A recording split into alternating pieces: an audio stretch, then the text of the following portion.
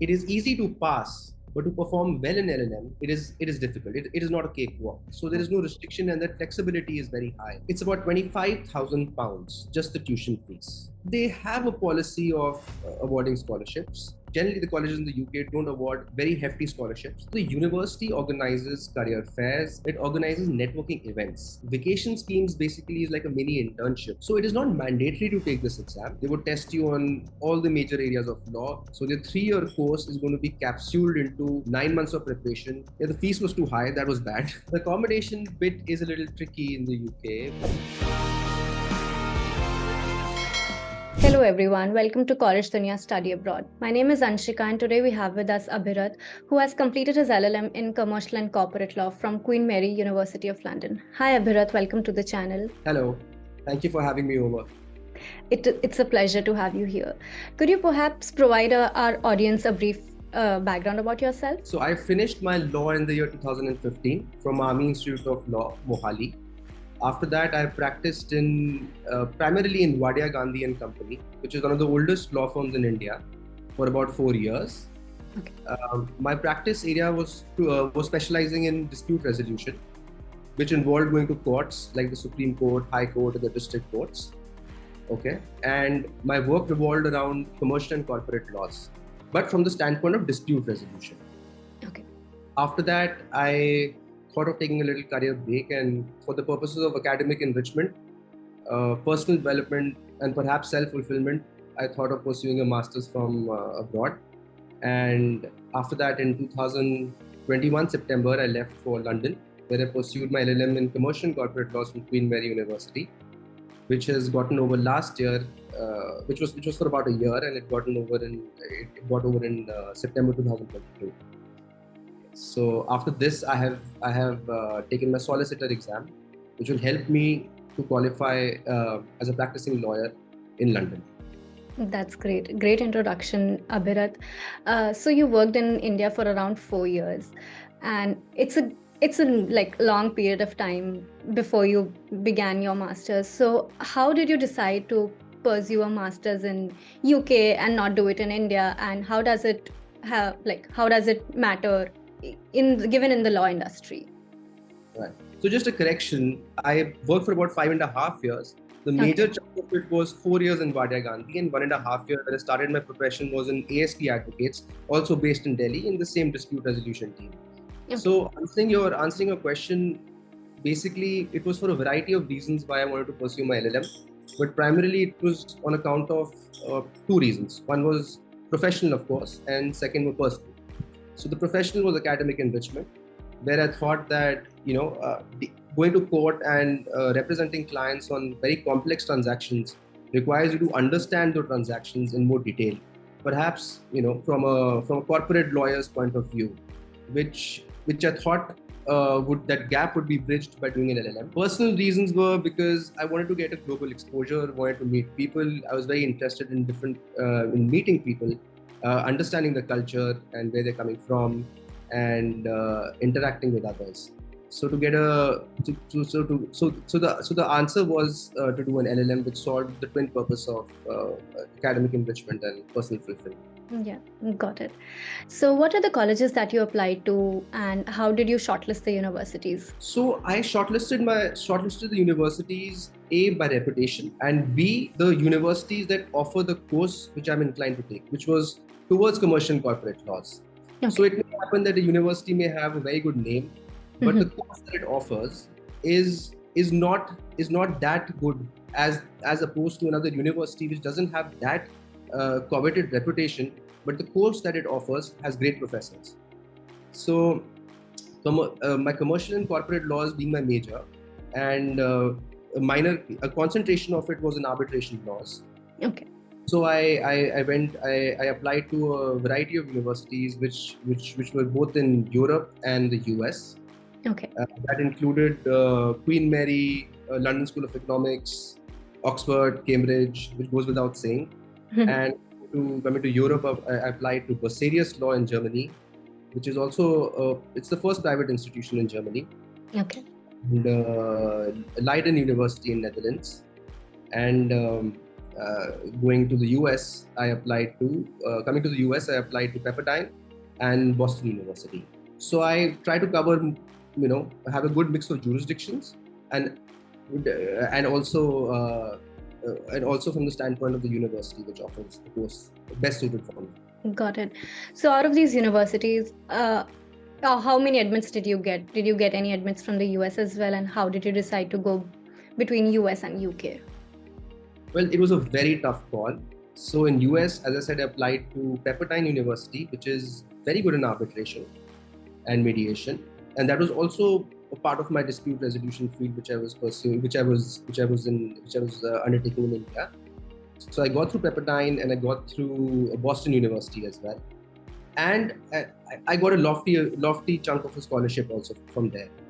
But see, the thing was that London appealed to me more because the university, Queen Mary University, had a lot of modules to offer. So there were about like 50, 60 modules that the university offered, and you could make a bespoke LLM out of it. You could tailor make it as per your needs and requirements. And London being a financial melting pot of the world, I thought that it would be a better exposure going to London as opposed to the US. And that's why So London was my... Are the courses the same, like in UK it's like a 1-year course, but in the US is it the same for LLM or is it a 2-year course? No, I'm given to understand it ranges from 9 months to 1 year. Okay, got it.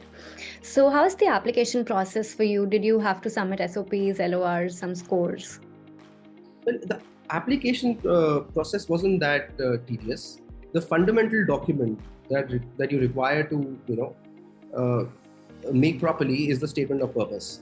Yep. So that's the principal document that is required for applying for an admission to these colleges. So that's the mother document on the basis of which admission is given. So surrounding the SOP, there are other documents like the way you mentioned, LORs, college transcripts, and perhaps a few references here and there more. Yeah. And also English language test is required to be taken, which is called the IELTS test. Mm-hmm. So these are primarily the major documents that are required for the application process. Got it. So the IELTS would be just a language test. It doesn't matter how many marks you got, that there would be a cutoff after which you'd get an admit, like. Right. So it is basically, as you said, it's an English competency test. Yeah. So every college has its own requirement. For some colleges, it is 7.5 and above.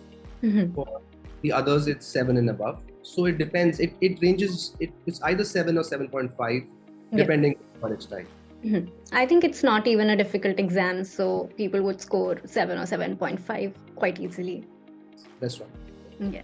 So how is the course at the university? How is it divided into modules or semesters? And how did you find the course? Was it tedious or it was easy? Well, LLM is a course that if you come to study, so it can become very tedious. It is easy to pass, but to perform well in LLM, it is difficult. It is not a cakewalk. So the course is divided. It is a trimester system. It's divided into 3 semesters. Okay. And the overall credit is 180 credits. Okay. Every student has to take. So you can divide it like 60 credits, 60 credits, or 60 credits, or 90, and then the remainder like this can be divided. Okay. Got it. Most 2 semesters are heavy, but the last semester is relatively less credits are allotted. Okay. Enable the student to find jobs and give some headroom to apply elsewhere. Yeah, makes sense. So how is the course? The subjects, what kind of subjects did you take? Were there any compulsory, as your specialization is commercial and corporate law, did you have to take say 5 or 4 courses in the same module, or you were open to choose your own courses? So as I said, it's a bespoke LLM, and that was the most, the defining feature of Queen Mary University, which really heightened my interest. So there are about like 50, 60 modules, and out of those, you can make your course in any which way you like. So there is no mandatory or compulsory module that you have to take. Okay. You can, from your course, you have to take about 120 credits, which are mandatory. So that would be about 430 credit subjects. And this remaining 60 credits, you're free to take from your own module, from your own course. But if you do have an inclination to take it from any other course, then you can go forward and take it as well. So there is no restriction, and that flexibility is very high when it came to Queen Mary. Got So it. basically, my modules were divided primarily around commercial and corporate laws, Mhm. but also a big chunk of it was arbitration laws. Okay, perfect. So, what is the tuition fee for the whole course? It's about £25,000, just the tuition fees. Okay. And did you get any scholarships with the offer letter or when you came to the UK? No, I didn't. I'm afraid I didn't get any scholarship for Queen Mary. Yeah. So, do they provide scholarships to students, or there's no scholarship being offered to any of your batchmates too?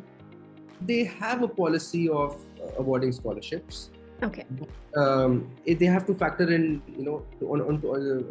it's based on the need based. It has to be seen on the merit and the need, financial need of the student. So both these factors are considered, and if you meet both these criteria, then you're awarded a scholarship. What I've been given to understand that it does not award scholarships. Queen Mary and generally the colleges in the UK don't award very hefty scholarships like the colleges in the US do. But yes, there is some scope of getting a scholarship if you do meet these two criteria. Got it. So, what were the expenses for you, say monthly rent and groceries? How did you spend while you were a student? So, as I said, 25,000 was the tuition fees. Yeah. £1,000 was my fixed monthly rent. Okay. Over and above that, about 600, 700 pounds were the other expenses. Mm-hmm. Got So it. about 1,600, 1,700 pounds per month you end up spending, which then this would include your rent and your utilities, Yeah. and for leisure purposes. Got Apart, this is over and above the tuition fees, of course. Yeah, for sure. So, how did you manage to pay the fee? Did you do any part times, or did you pay everything on your own? So it was a mix of both. So I had substantial amount of savings since I'd worked for about 5.5 years. Yeah. So I utilized my savings, and my father helped me out. Mhm. He also partly funded my LLM. Mhm. So it was family and my own savings that got me through. Got it. So, are there any opportunities for part times, or it being a 1 year course? I don't think people will get time to like work part time for a long time. But then, are there opportunities there, and do people do that? Yes, so there are opportunities now because it is a full-time course. Mhm. Okay, so there's a restriction on the visa. Yeah. So there's a 20-hour cap. So a Mhm. student who want to take part-time cannot exceed 20 hours in a week. Yep. In that, you can do whatever you want to do. So about 80 hours in a month of part-time you can do. Finding a non-legal job is easy, but having said that, finding a legal job is difficult. I won't say it's impossible, but it is difficult. Okay. So, do a lot of people go into doing part times or not? In your batch, how many do you think would have done a part time? I think the majority of my batchmates would have taken a part-time at some point in time. Now, Okay. Now it depends on the duration, and it's actually relative. It depends on the financial needs of each student, how much money, how much deficit he's running on, and how much he wants to make through the part-time. So it all depends from person to person. Yeah. But speaking of myself, I did part-time for some time, for about 2 months. I was a bartender in the UK, and it was a lot of fun learning to work in a bar. Yeah. How much do the part times pay per hour? Like, how much did you get? So it depends on the zone where you're in London. So London, it's not very even when it comes to payment. So if you're in zone 1, which is central London, over there you'll be paid a little more than the other zones. So as you go further and you move towards zone 5, you get paid lesser. Okay. So about £11 per hour I was being paid in the part-time. Yeah. So it reduces like as you go further from the main town. Makes sense. Also, the living expenses would be directly proportional to the pay that you get. It's directly proportionate, and that's why maybe they factor this into account, and that's why the wages are a notch higher than the wages that you get elsewhere. Yeah, for sure. So coming to the course, back to the course, I would like to know how were the career fairs or some events in the university that would help you for your future prospects, and full-time jobs or any exams you want to give? So the university organizes career fairs, and primarily it organizes networking events. Okay. So networking events would take place where some keynote speakers would come, give talks on various subjects of relating to burning topics related to law. So they would come and for these talks. So in these networking events, I think it's a great platform for one to network. Apart from gaining the pearls of wisdom, which are in the talks, this is also a great platform where after the talk is over, uh, everybody breaks off for networking drinks and finger food. So at this time, it's highly advisable to network, grow your network, make contacts, and perhaps this will help you to get a job, because the university will not provide you a job. Yeah. It doesn't take any guarantee, but it does provide you with a platform to network and seize opportunities depending on your skill and your relevant experience. Yeah, for sure. So did you attend any career fairs, and did you find it helpful for yourself? Well, I attended networking events. Mhm. They were very helpful. You do end up making contacts, and in fact, I had even got to vacation schemes. So vacation schemes basically is like a mini internship that you call in India. So the equivalent of that in the UK is a vacation scheme that lasts for about 1 week to 2 weeks. It's not much, but it is of course paid. And it was through networking and making contacts I got these 2 vacation schemes, which are, by the way, very difficult to get. So, and this is like putting a foot in the door, which eventually will help you to get placement. Yeah, for sure. That's So the thing, that I could not attend these vacation schemes because of the work restriction, as I just mentioned. They required one to work for 40 hours in a week. And my visa only permitted me to work for about, every student visa in fact permits you to work only for 20 hours in a week. So I had to reject it. So even during the summer, you couldn't do an internship or something? Because here in the US, it's more like if you're on a summer break, you can work for 40 hours a week, which is what interns are required. But during the course, you cannot work more than 20 hours. Right. So in the UK, that's a fair question, which I also battled for quite some time, whether I should go for accept the offer or not. So it depends on your course. Because it's a very intensive program, the 1-year LLM program. What they say is they don't bifurcate it by saying summer and non-summer time. They bifurcate the terms by stating term time and non-term time. So in non-term time, you could work for up to 40 hours, but in term time, you cannot.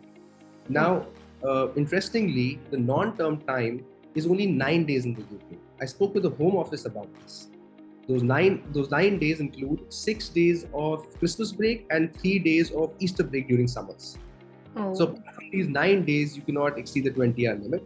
However, if you're another course which is for more than a year, then in fact, you're encouraged to do internships, because obviously it is not that intense and your studies are not take a back seat. Yeah. I think that's the rationale behind limiting it to 20 hours for a 1-year course. Yeah, makes sense. So for coming to full-time roles, what is the timeline of application, and when do students start looking for full-time jobs? When did you start your search? I believe you're given an exam that will help you grab a better opportunity. But then in general, what's the timeline? So as soon as possible. I would say sooner the better, because then you can be ahead of the curve. I think in the first semester, one should start applying for jobs, because to materialize into a job takes time. It is not easy, and there is immense competition. So the sooner you do it, the better it is. That would be my advice to prospective students. Okay, perfect. So what's the average pay for a person who's done an LLM? I mean, it is variable. It depends on the experience you have, the certifications you hold, the domain you're in. But then in general, what's an average ballpark number? Well, it depends on the job. So the minimum pay that you can fetch for in the UK in a legal role would be about £30,000, and it can vary to £120,000. So if you get a law firm, which is a top-notch law firm, so they pay the top dollar, and those firms are called the Magic Circle law firms. And obviously, the competition is immense to get into these law firms.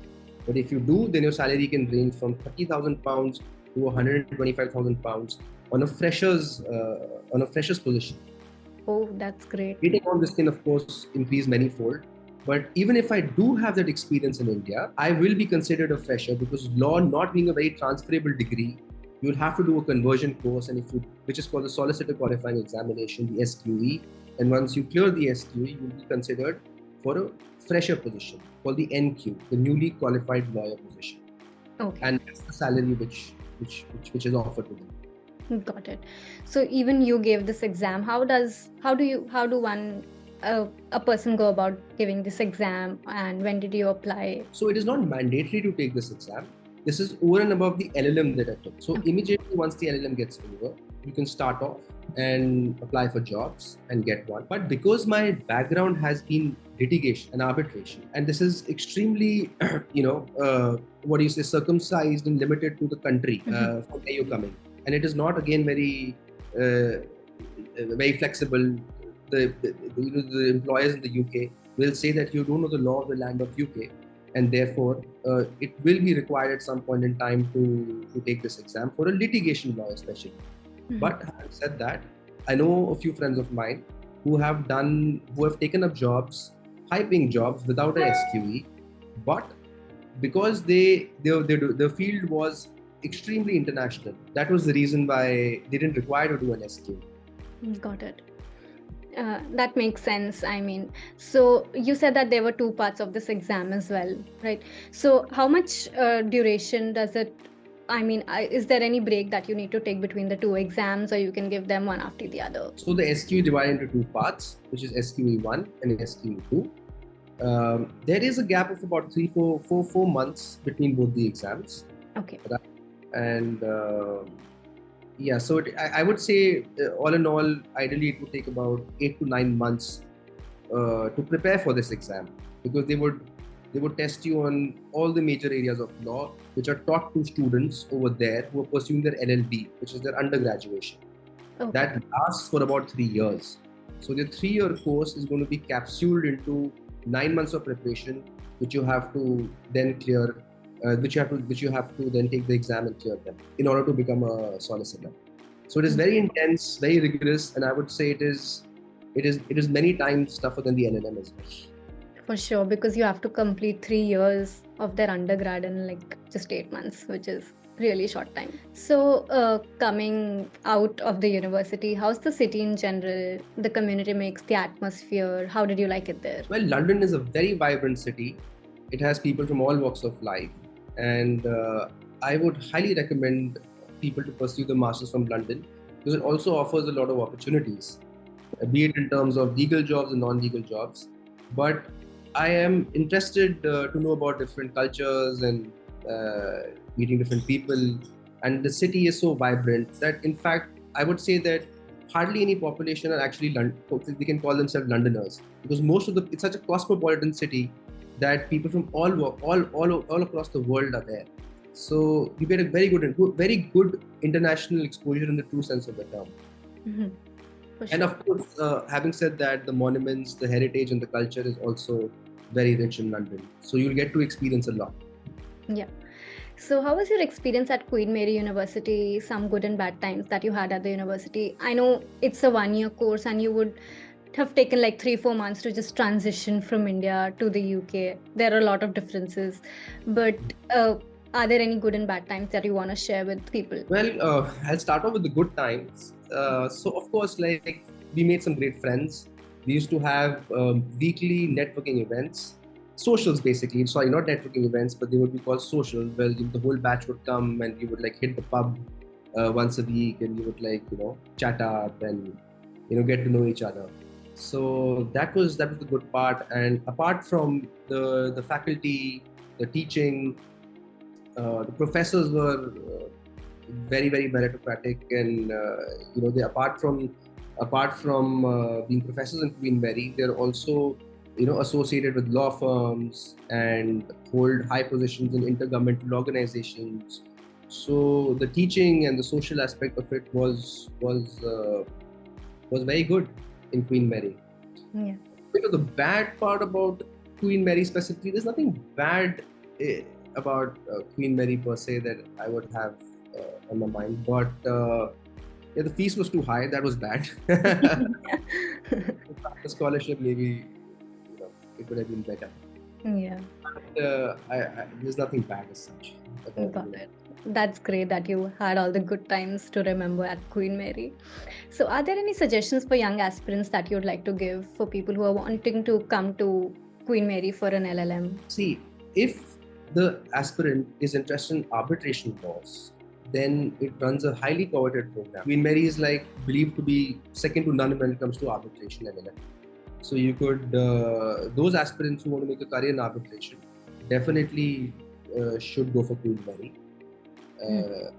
And yes, it's a good university. It's the law faculty is based in central London, so you'll be right at the center of the town, and it's going to be a good choice. That's great. Any preparation advice for people who are coming there? Anything that you want them to do as a research or their homework before coming to Queen Mary? The accommodation. Okay. So the accommodation bit is a little tricky in the UK because as I said, the law faculty of Queen Mary is based in central London, but the accommodation is a little far. So one has to do a lot of research regarding the accommodation.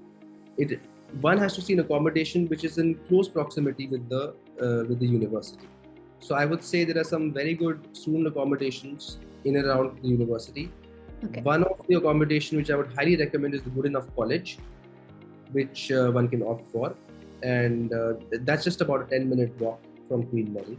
And you'll save out a lot of time, and also be in central London. And contrary to the popular belief, the accommodation fees for Good Enough is not astronomically high. Okay. Considering it's in central London. So it's affordable and it's close to college, and yeah. So for accommodation, you have to see and do your research. Got it. Thank you so much, Abhirath. It was great talking to you today. I hope you have a nice day. Thank you so much. You too. Thanks for having me over. Thank you. Bye-bye.